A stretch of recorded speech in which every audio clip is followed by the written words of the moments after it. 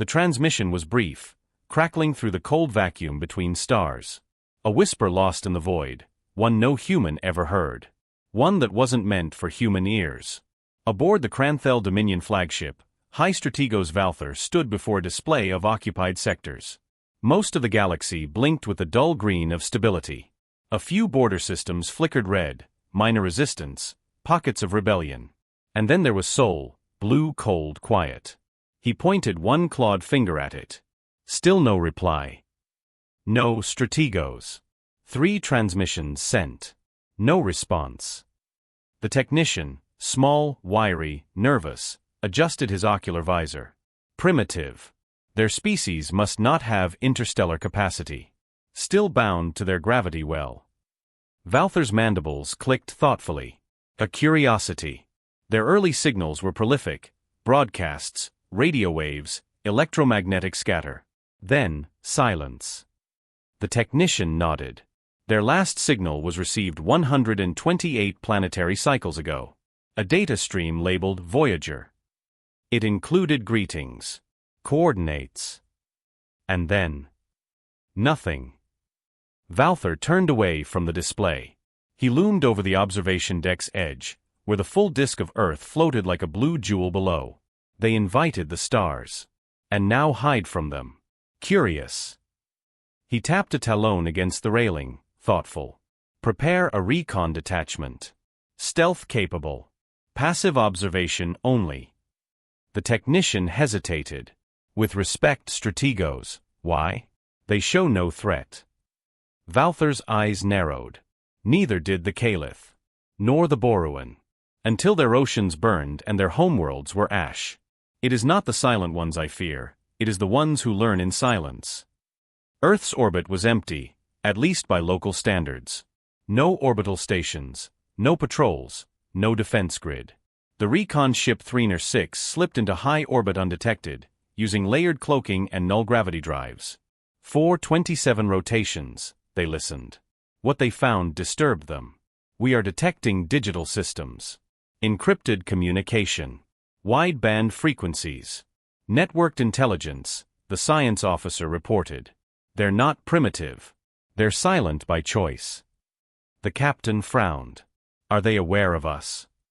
There's no active scan. But passive sensors suggest they are watching, perhaps waiting.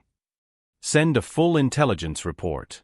Mark them as contingent risk level beta. The report was never received. Threener 6 vanished 3 hours later. No debris. No escape pods. Just silence. In the cavernous hangar deep beneath the Andes Mountains, Commander Isabella Chun examined the ship fragment on the titanium-reinforced lab table. It wasn't much, a sliver of exotic alloy barely longer than her forearm. But it told a story. Analysis complete, said Dr. Youssef Malik, head of materials engineering. Not natural. Ultradense composite, laced with active metamaterials. Self-healing latticework. This came from something far more advanced than we are. Isabella raised an eyebrow. More advanced than we are. Malik nodded grimly. Not more advanced than what we've built. She turned toward the black hangar bay, where the angular silhouette of Valkyrie 9 rested beneath ion suppression coils. 12 such ships were docked across the Andes complex. Hundreds more hidden in deserts, oceans, orbitals cloaked by magnetogravitic refraction. All of it born in silence. Earth had stopped broadcasting not because it was dead, but because it was listening.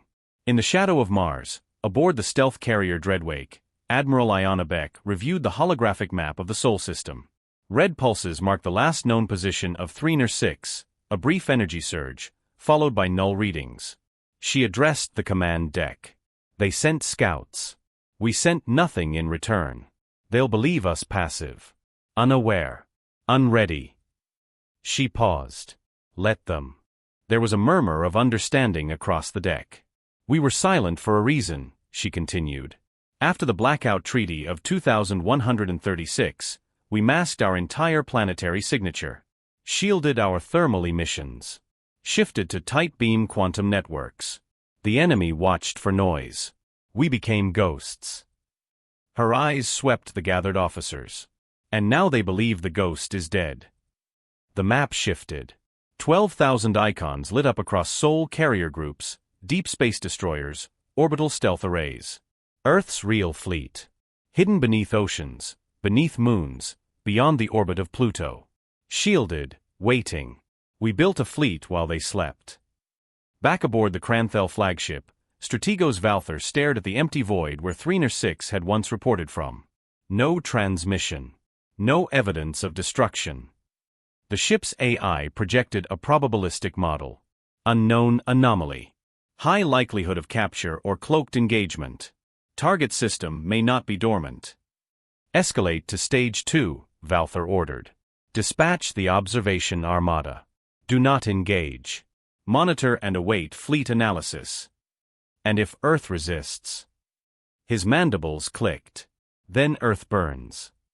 The fleet emerged from void space 2 weeks later, 30 capital ships, 60 escort frigates, 12 command cruisers. A fleet large enough to sterilize most Type 1 civilizations in a matter of hours. They moved cautiously, coasting in low-energy arcs through the outer system. Neptune passed below them, a frozen titan blind to the threat gliding past. By the time they reached Saturn's orbit, everything had changed. Suddenly, half the fleet was blind. Hull sensors offline. EM shadow across the carrier net. Countermeasures deployed, unknown origin. Strategos Valther hissed in fury. What is happening? Then came the signal. It was not a transmission, not exactly. It was presence. Every ship in the Cranthel fleet received it simultaneously, a silent pulse carried through hyperspace, an assertion of dominance so absolute it bypassed translation. A single message burned itself across every interface. You are not welcome here. Then came the ships. They emerged not from hyperspace, but from nowhere, every trajectory calculated, cloaked, preloaded centuries in advance. 12,000 ships. Every continent, every ocean trench, every asteroid belt had hidden them. Humanity had built in silence. Prepared in secret. And now, it was Earth's turn to speak. On board the UNSS Valiant Flame, Captain Akira Sato adjusted the neural interface around his temples. Fleet Formation Theta, he ordered. Deploy gravitic lances. Target lead cruiser. Minimal warning. The stars flickered as hundreds of point source gravity wells opened, bending space into twisted whirlpools. Cranthel vessels listed. Hulls buckled. Engines died. The first ship exploded without a sound. Earth's voice was not made of words. It was made of war. The first volleys tore through the void like thunder through still air. On board the Cranthel command cruiser Zarencore, Strategos Valther watched in disbelief as the lead formation dissolved under coordinated gravitic fire.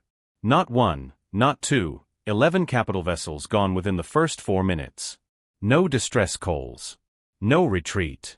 Just implosion and dust. This is impossible, Valther growled. Where is their command structure? How do they coordinate so precisely? Unknown, the AI replied, its voice straining beneath packet floods and signal interference. Their ships communicate on non-standard spectra, entangled pulse chains, quantum-locked channels. We cannot intercept. We cannot jam. Another explosion lit the display. The Harriker, one of their most advanced destroyers, spun out of formation as its antimatter core destabilized. It had been pierced, somehow, by a weapon no Cranthel database recognized. A long-range kinetic slug, traveling near light speed, so primitive, yet so brutally effective. Primitive, Valther hissed again, this time in fury. They are not primitive. Within Earth's command nexus buried beneath the moon's Mare Crisium basin, the War Council convened. 12 generals, 12 time zones, one purpose. Enemy response is erratic, reported General Suresh Banerjee, speaking from beneath Mount Kailash, where the Indian lunar defense grid monitored the battlefield. They're used to fighting open empires. Centralized hierarchies. They can't parse a decentralized swarm. Admiral Ayana Beck nodded from her seat at the round table, a thin digital ring of light tracing the lunar regolith above. We trained for this. We trained in silence. In the cold. In the dark. The simulations weren't theory, they were prophecy. General Amani Kurzweil of Israel drummed her fingers across the table surface, which shimmered to reveal the dynamic battlefield. Their fleet is still massive. They'll adapt. Beck didn't smile. So will we. Around the moon, from camouflaged craters and pressurized vaults, thousands more ships began to rise. From the cloud cities of Venus to the frozen silos beneath Europa's surface, Earth's armada surged toward the stars. The silence was over. Inside the control chamber of the UNSS Nocturne, a deep space stealth ship now decloaked for the first time in over 60 years, Lieutenant Commander Juno Reyes watched as Earth's warfleet bloomed into formation. Tactical overlays danced over her retinas. Assign targets. Standard AI override condition Delta. No mercy, no hesitation. The ship's combat AI, designated ORPHEUS, replied with smooth efficiency. Delta confirmed. 14 vessels locked. Primary ordnance deployed. Moments later, the void exploded with light. Nocturne's payload was not traditional weaponry. It was a microfabricated smart dust cloud, billions of nanite particles, each the size of a blood cell, programmed to disassemble hull plating at the atomic level. On contact, 3 Kranthel support ships dissolved mid-maneuver. Their outer armor turned to mist. Interior systems shut down. The crews never knew they were dying until it was over. Juno watched in cold silence. "We begged the stars to listen," she said quietly. "And they ignored us. Now we answer." High Strategos Valther had fought in 27 campaigns across the galaxy. He had wiped out civilizations older than Earth. He had crushed rebellion, genocide, and resistance. But never had he seen this. This is not a planetary defense. This is not desperation. This is premeditated warfare, he said aloud, mandibles twitching in agitation. Beside him, the war tactician known as Vox 98 whispered. They knew. Somehow they knew we would come. They didn't build this fleet in a year. Or a decade. No, Vox 98 agreed. This was built in shadows. Generations of it. Valther snarled. Then we burn generations of them. He turned to the command AI. Send in the Cedars. Deploy viral logic bombs. Ignite their systems from within. We'll crack their quantum nets, use their tech against them. But the AI hesitated. Why do you pause? Valther snapped. Because, Strategos, they already anticipated this. From the ship's internal systems came a screech, a harmonic pulse that destabilized the virus before it took root. One by one, Kranthel malware routines began to implode. Feedback loops triggered false flag routines. Firewalls turned to trapdoors. Impossible, Vox 98 whispered again. They're not just reacting. They knew our code signatures. In truth, Earth had known far more. It had known the shapes of invasions long before they came. 3 decades earlier, Earth's brightest minds had formed the Vanishing Doctrine. A coalition of scientists, strategists, and military minds from every surviving nation on Earth. When alien probes were first detected on the Kuiper Fringe, humanity had not panicked. It had gone silent. Satellites shut down. Broadcasts ceased. Civilization cloaked itself behind quantum shadow networks and temperature displacement cloaks. The planet became invisible to careless eyes. And in that silence, it built. The doctrine was clear. Prepare for war. Say nothing.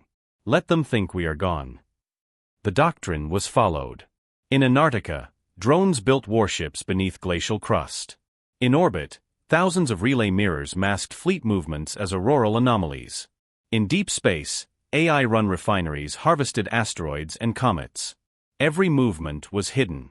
Every whisper channeled inward. Every mistake anticipated. And now, the storm had come. Back on Earth, in a classified facility buried beneath the ruins of old Vancouver, a boy stared into the sky. 10 years old. Bright eyes. A mind enhanced by gene therapy and neural mesh. His name was Adam. One of the Watchers.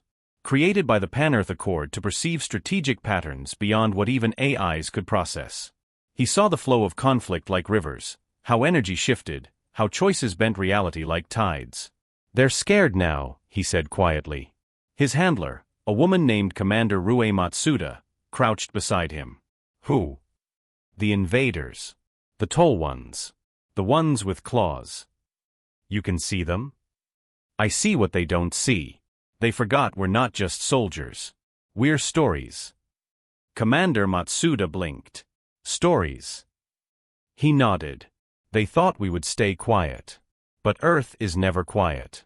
It listens. It learns. And then. He looked back at her, eyes ancient for his age. It screams. Across the battlefield, Kranthel's ships began to retreat. Not officially, there had been no order. But captains saw the numbers, saw the odds bend beyond sanity, and chose survival over duty. It wasn't just Earth's numbers. It was how they moved. No formation, no hierarchy, yet perfect coordination. Like ants. Like neurons. A billion thoughts, each ship a synapse. They struck without error. And then, without warning, Earth escalated again. From beyond the orbit of Pluto, from hidden bases carved into Charon and Haumea, came the second wave. The Ark-class dreadnoughts. Larger than anything in the Kranthel fleet. Heavily armored. Hypercannons capable of deleting moons. And with them, Earth's oldest captains, survivors of the first AI war. Men and women who had already defeated extinction once. They did not speak. Their arrival was speech enough. Back aboard the Zarin Core, Strategos Valther finally gave the order he had never given before. Retreat. The AI hesitated. Retreat confirmed. Disengaging all forward units. But it was too late. As the Kranthel fleet turned to flee, Earth's final weapon emerged. The silencer array. It fired not in light, but in darkness, collapsing subspace corridors, preventing warp egress. The entire sector became a cage. No exit. No hope. You caged us. Valther roared. You caged us. A human transmission, the first and only of the entire battle, came through. Plain English. No encryption. Earth is not your prey. We are the storm you brought on yourselves. And with that, the final phase began. Space warped and snapped as the silencer array folded the subspace grid into a sphere of black glass silence. Nothing escaped. No signals, no ships, no pleas for reinforcements. To the rest of the galaxy, the Kranthel fleet had simply vanished. To the humans, this was the reckoning they'd prepared for over 100 years. Admiral Ayanna Beck stood in the control spire of the UNSS Obsidian Blade, Earth's command carrier and tactical nexus. She looked older now, tired around the eyes, bones heavy from decades of subterranean war planning, but her voice retained the sharpness of steel. We have them pinned. Fleet Command displayed the data in real time. 19 capital ships damaged, 23 destroyed, nearly 80% of Kranthel support craft disabled or adrift. But the enemy still had fangs. A wounded apex predator would lash out before dying. Ayanna turned to tactical AI Sphinx, its photonic core humming. Estimate retaliatory capacity. Kranthel fleet retains 3 functioning Dread-class weapons, 6 antimatter torpedoes, and 1 scorched planet failsafe, the Helios Lance. Beck frowned. Helios Lance? Confirmed. Confirmed. Weapon on board Strategos Valther's flagship. Currently charging. The table vibrated as she slammed her palm onto its surface. That weapon could tear the moon in half. Have they targeted us? No. A pause. They've targeted Earth. Inside the Zarin Core, Strategos Valther stalked toward the weapon interface. His voice echoed across the command deck. They won't let us leave. So we leave our mark. Burn their root world. Rip the seed from the soil. Vox, 98, approached cautiously. Strategos, the fleet is collapsing. If we use the lance, there will be no retreat. Earth's retaliation will. There will be no Earth left to retaliate. He placed his clawed hand against the biometric ignition altar. Lines of alien script glowed red-hot across the walls as the Helios Lance powered up, an interstellar weapon designed not for battle, but extinction. One shot. One sun-splitting strike. The humans had other plans. Within the asteroid field trailing Jupiter's orbit, the UNSS Phoenix Echo activated a forbidden protocol. Operation Scorchlock authorized, said Captain Zoe Mbeki, her voice calm. Too calm. Aboard her ship was one of Earth's few remaining singers. Individuals neuralinked to weaponized quantum AIs, trained to harmonize destructive energy in real time. This one's name was Mira. And as she stepped into the core of the reactor, she began to sing. Not with words. With thought. The quantum wave harmonized, spread, and detonated in 4 dimensions simultaneously. Not an explosion in space, but in possibility. A tactical collapse in probability vectors. The path of the Helios lance, the one in a million timeline where it could strike Earth unimpeded, erased. From 1,000 kilometers away, Valther's ship buckled. The lance didn't explode. It unraveled. The energy curled back inward, swallowing its own entropy, and then gone. As if it had never existed. On Earth, crowds who never knew they were in danger continued their lives. Some looked up as birds scattered. Nothing more. In space, Valther screamed. For humanity, the tide had turned not just tactically, but psychologically. They had faced the weapon of planetary extinction, and defied it. Within moments, every ship in the Earth fleet received the command code, Crucible Protocol Online. It was time for the counteroffensive. Each Ark-class dreadnought opened its graviton core. Orbital relays locked trajectories. And Earth's true arsenal revealed itself. Not weapons. World killers. The Crucible-class displacers were weapons of theoretical warfare, banned by every pre-contact treaty. They didn't destroy matter, they inverted it, rewriting spatial constants until the laws of physics no longer held. On board the UNSS Hollow Crown, General Kirin Dostoevsky oversaw the first test. Target, Kranthel Destroyer Cluster Zeta 91 through -98.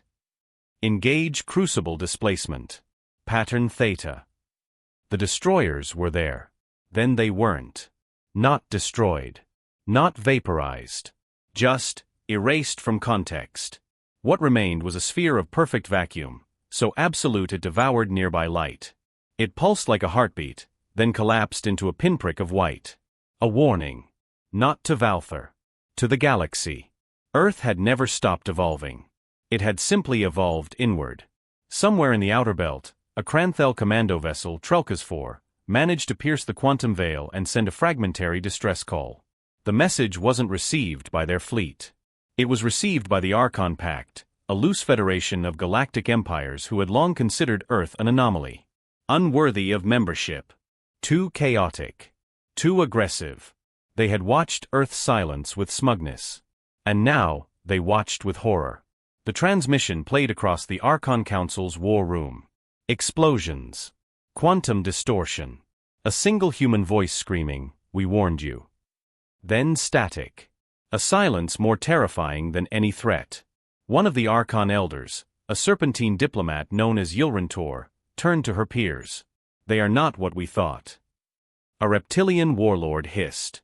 "They are worse." "No," Ylrantor corrected. "They are prepared." On Earth, deep beneath Iceland's crust, where geothermal systems powered the strategic archive, an emergency council convened. Ambassador Kiera Song, representative to the now-defunct Galactic Trade Accord, stood before a chamber of augmented tacticians. "They will not stop at the Kranthel," she said. "Earth just showed its hand. The galaxy won't ignore this." General Banerjee nodded. "Let them come." Song raised a hand. "And when they come, we risk becoming what we hate. We plan for invasion, but do we have a plan for peace?" A long silence. Then a voice from the shadows. It belonged to the old man. No name. No records. But he'd been part of the vanishing doctrine since day one.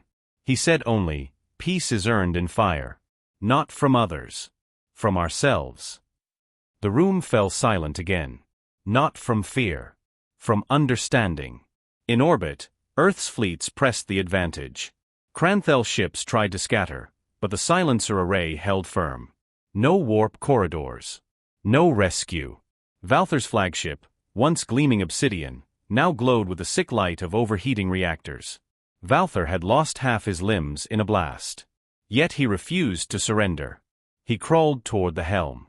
Toward the detonator. Toward one last act of defiance. But a shadow crossed the bridge. A human. Not a hologram. Not an illusion. A boarding party had made it inside. It was Captain Elias Hart, his powered exosuit still steaming from re-entry burns. His voice crackled over the open channel. You came looking for primitives. Valther snarled, blood leaking from his gills. Hart continued. We're not primitives. We're problems. He fired. Valther's reign ended. With the flagship gone and the silencer collapsing by design, Earth let the survivors flee. Not out of mercy. Out of message. A dozen crippled ships limped away from Sol System. And every corner of the galaxy received the signal now carried in their wreckage. Earth was silent not because it was weak. Earth was silent because it was watching. And when provoked, Earth would answer. Not in words. But in 12,000 ships. The surviving Kranthel ships dragged themselves through the remnants of collapsed subspace, limping, fractured, bleeding information across open comms. Not by choice. But by design. Humanity had let them leave. Each vessel that returned to Kranthel space carried encoded evidence of Earth's power, sensor logs of impossible weapons, shattered dreadnoughts, disappearing destroyers. No lies. No boasts. Just raw, brutal data. It was a message: we are not what you remember. We are what comes after. In the central seat of the High Conclave Tower on RHA Tor Prime, Supreme Matriarch Shakren of the Agari Dominion reviewed the footage with unblinking obsidian eyes. Around her, the council murmured in disbelief. Is this real? Hissed the Exathel envoy. Shakren didn't answer. She simply replayed the segment of the Helios lance unraveling mid-charge, the space around it collapsing like water into a drain. Quantum echo storms. Time displacement flickers. An entire energy weapon nullified by human probability interference. The council fell silent. Even the most war-hardened species present, those that had watched suns devour colonies, had never seen this. The humans, muttered the Corellan consul. They erased causality. Shakren turned to her envoy. Summon the concord of powers. If Earth is rising, the galaxy must prepare. Or fall. Back on Earth, in a darkened chamber beneath the Canadian Rockies, Admiral Beck listened to the aftermath without speaking. Her officers spoke of damage estimates, fleet maneuvers, intercepted chatter from distant systems. But Beck's eyes stayed on one report. First confirmed detection of Tier 7 Alliance scouts in Gliese 412 system. Unidentified species. Silent. Watching. Same pattern we used during the Vanishing Doctrine, she said quietly. Now someone's using it on us. General Kurzweil grimaced. We've become the monster under someone else's bed. Ayana nodded. And they're wondering if they should vanish too. The debate on Earth was growing louder now. Not in the streets, those remained quiet. The people had seen nothing but the same blue skies, felt no tremor in their cities. But across the internal quantum web, the ArcNet, a digital parliament of minds, debated openly. Some wanted expansion. Others demanded silence. Still others feared retaliation, not from the Kranthel, but from what might be watching beyond. A thread began to trend across the ArcNet. #should we speak? In the coastal enclave of New Reykjavik, a classroom of children reviewed a lesson not from history, but from possible futures. Projected into the air was a rendering of Earth from orbit, surrounded by its 12,000 warships, the moon bristling with silencer batteries, Mars lit with shipyards. Miss Agira, a soft-spoken woman with biomechanical eyes, asked the class. What do you think the galaxy learned about us? A boy raised his hand. That we can't be invaded. A girl added, that we'll fight back. But in the back, a quiet student named Kale murmured something barely audible, that we didn't want to be known. Agira paused. Why? Kale blinked. Because we remember being prey. He wasn't wrong. The Vanishing Doctrine had been born from an ancient truth: Earth had always been hunted. By nature. By its own. By silence. The dinosaurs. The plagues. The wars. The self-inflicted scars. And still it rose. Earth wasn't just a planet. It was a survivor. Aboard the UNSS Pale Mirror, humanity's farthest listening post in the Oort Drift, a new signal was received. Not from the Kranthel. Not from any known species. It was quiet, just a burst of gravitational modulation across 10 femtoseconds. Barely a whisper. But its structure was unmistakable. A greeting. Mathematical prime sequencing. Geometry. Universal constants. The first true message from the stars since Earth had gone dark. Commander Rahim Toller stared at it in silence. They'd waited over a century to hear something new. And now, at the height of Earth's emergence, the stars whispered back. "Is it a threat?" his second-in-command asked. He shook his head. "It's curiosity." In the grand halls of the Archive City on Mars, philosophers debated Earth's moment of becoming. Some called it a reclamation. Others, an apotheosis, a race becoming aware of its role in the larger schema of the cosmos. A poem went viral across ArcNet, author unknown. "We vanished in the dark. While giants walked the stars. We built in silence. Counting scars. They thought us gone. Left to decay. But Earth was listening. And chose not to pray. Earth built fire.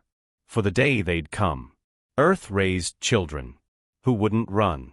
Earth remembered. How empires fall. Not from noise. But from the quietest call.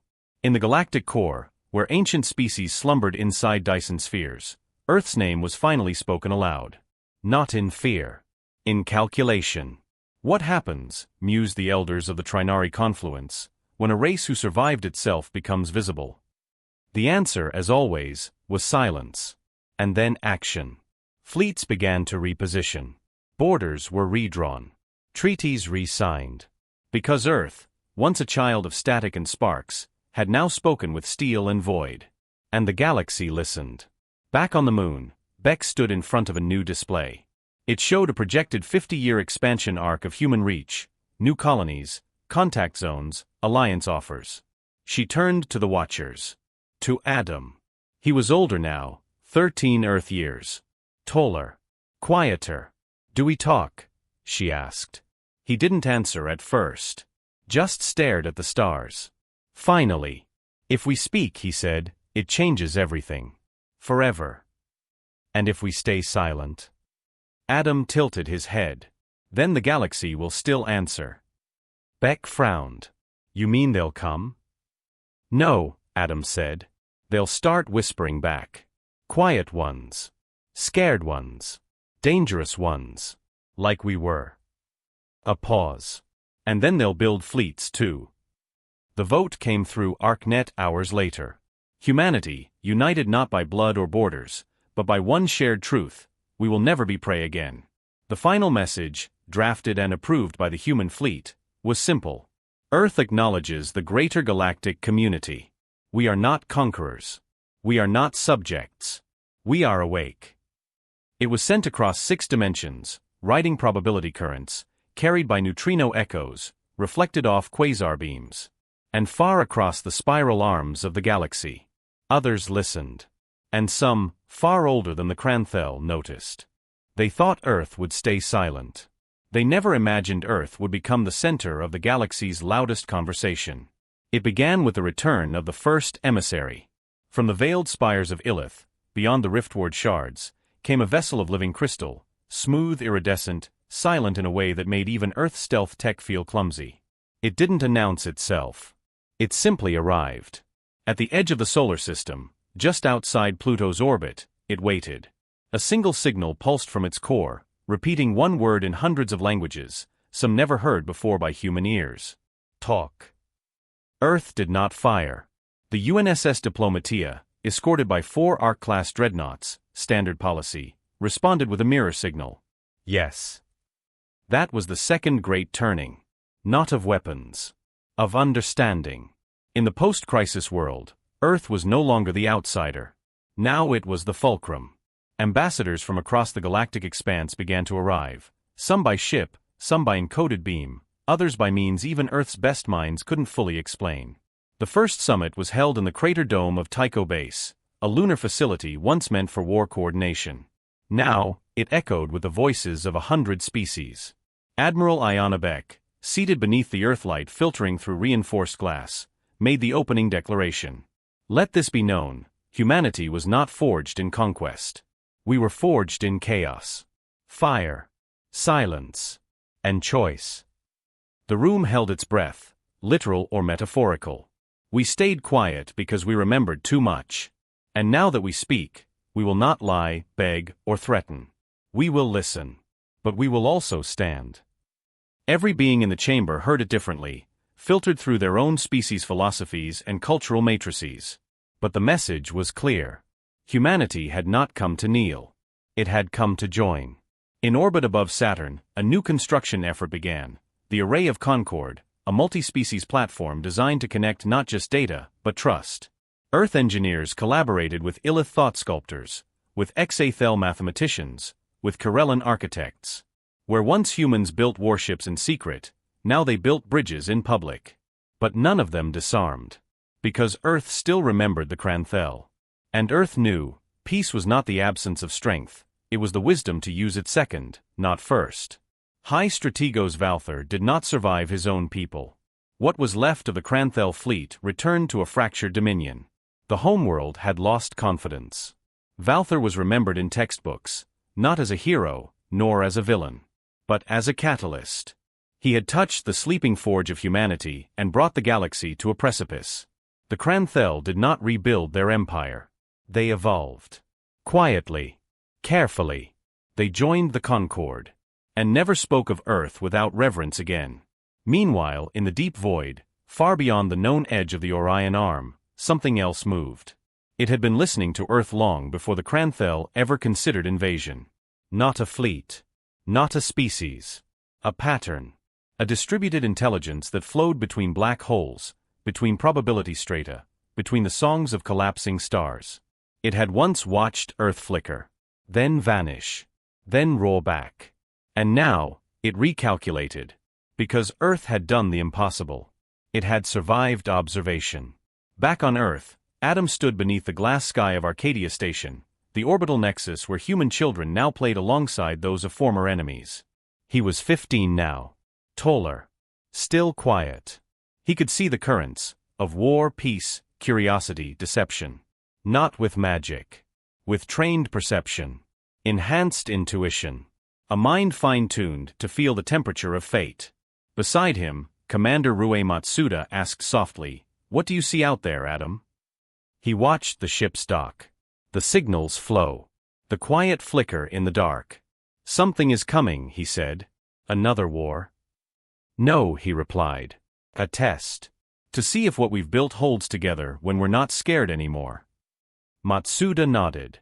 "And what do we do?" Adam turned back to her, eyes older than his years.